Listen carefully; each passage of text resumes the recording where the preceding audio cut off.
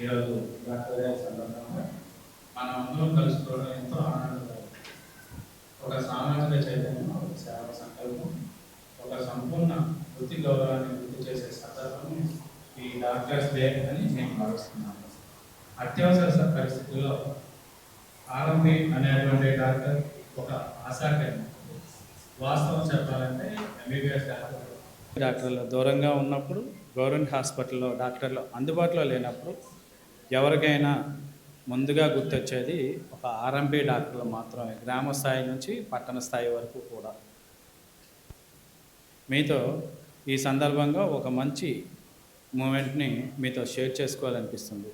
మన పక్కనే గుంటూరు జిల్లా చిలకలూరిపేటలో అండి, దింతెనపాడు అనే గ్రామంలో డాక్టర్ వీరభద్రయ్య గారు గత 54 సంవత్సరాలుగా గ్రామంలో వైద్య సేవలు అందిస్తున్నారు.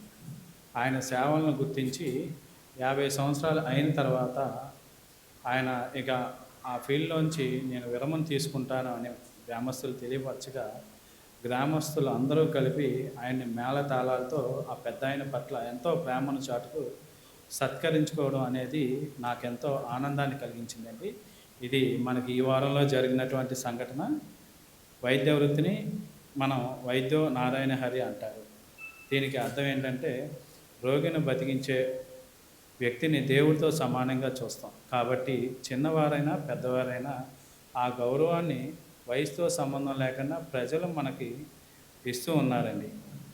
ఇక్కడ మనం అందించేది వైద్యం మాత్రమే కాదు, రోగికి మన పట్ల విశ్వాసం, ధైర్యం, కొన్ని సందర్భాల్లో డబ్బు పేషెంట్ దగ్గర లేకపోయినప్పటికీ మానవత్వాన్ని చాటేవారే మన ఆ డాక్టర్లు.